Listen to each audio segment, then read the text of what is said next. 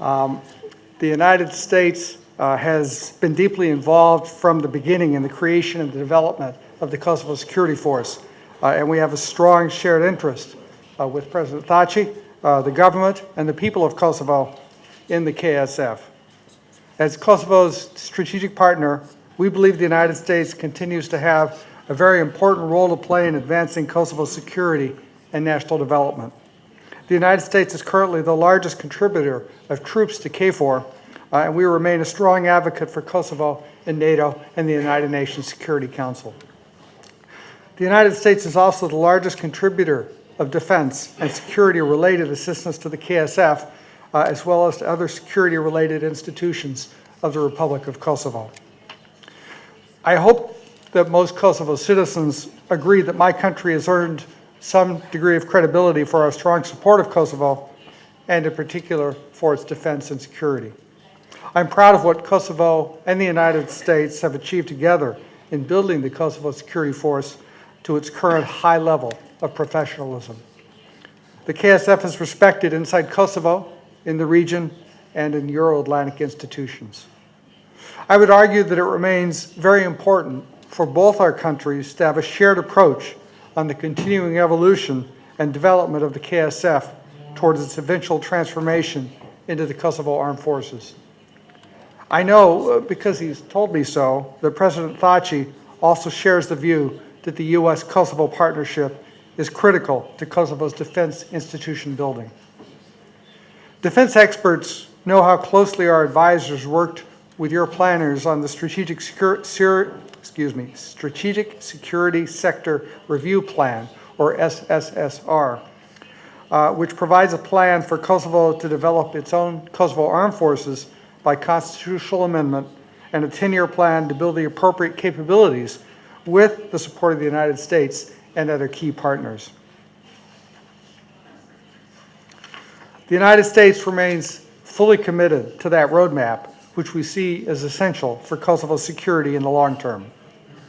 As I said publicly last October at the NATO Rose Roth seminar in this very hotel, as a practical matter, Kosovo needs a legitimate capability to defend itself before KFOR can consider leaving. U.S. Defense Secretary James Mattis also reaffirmed in his Senate confirmation process the continuing U.S. policy to support the creation of the Kosovo Armed Forces by amending Kosovo's constitution. We understand that in the long term, Kosovo has a genuine need for a legitimate self-defense capability, and we certainly support Kosovo getting it. Why do we keep talking then about constitutional change? I believe that the security partnership between the United States and Kosovo is built on a foundation of transparency, mutual trust, and our shared conviction that the Republic of Kosovo will be a sovereign, democratic, multi-ethnic state on the road to full membership in Euro-Atlantic institutions. So, for one thing, departing from our agreed SSR roadmap, which very clearly called for a constitutional amendment, would be an unexpected change of plans. But beyond that, we're concerned that real progress towards an effective army is not achieved just by a piece of legislation. Kosovo's future armed forces will have to be built up over time with the help of key partners, such as the United States and NATO allies. Proclaiming an army in law does not create one in reality. As Kosovo's friend and partner, it is important to us that the process and mechanism of creating a legitimate military force for Kosovo be one that enhances rather than hinders Kosovo's progress, international legitimacy, and future access to military assistance. Kosovo's security comes from being woven into a larger fabric of international and Euro-Atlantic security institutions. The United States and NATO allies have an expectation that KSF transition to Kosovo Armed Forces will happen gradually, transparently, by means of a constitutional amendment that is the product of consultation and participation by all citizens and communities of Kosovo. We believe that Kosovo's reputation, prospects, and progress toward the United Nations, EU, and NATO membership would be damaged by any abrupt change to that plan.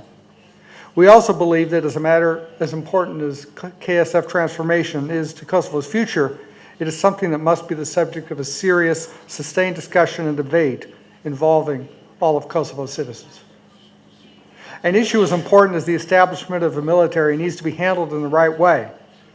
It will require dialogue, transparency, and a willingness to find compromise. All of Kosovo's citizens have a right to be part of this discussion, to have their voices be heard, and for their elected representatives to be afforded appropriate opportunities to participate. That is what constitutional democracy should look like. The KSF is currently comprised of approximately 7% ethnic minorities. This includes 47 Kosovo Serbs. Although these numbers aren't bad, there's more work to be done, especially in increasing Kosovo Serb and other minority representation in the officer ranks.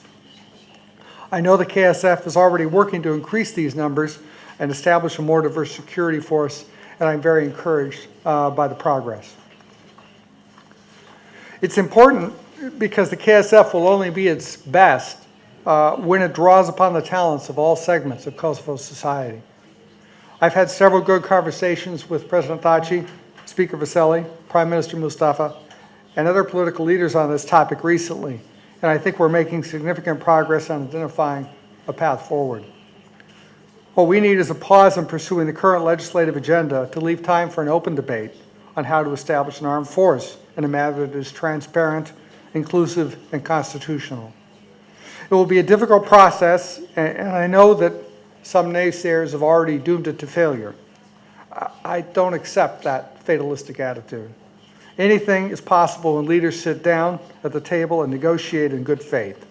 And I remain optimistic that the leaders of Kosovo will do what is right, that they will set aside any presumptions or prejudices and come to an agreement that is in the best interest of the country.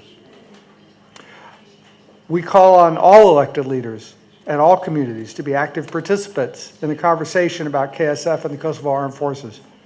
Now is the time for all of Kosovo's citizens to participate in shaping the future of Kosovo's security forces.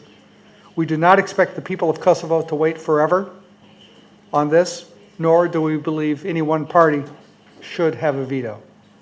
And I want to be very clear when I say that the dialogue needs to be inclusive, that my words are not misrepresented.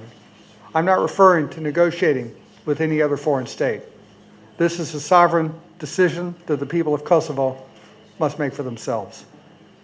Again, I believe that a Kosovo military force will only be at its best when it reflects society as a whole and draws upon the talents of all segments of that population. The United States is absolutely willing to work with Kosovo on making this a reality. Thank you very much. Faleminderit.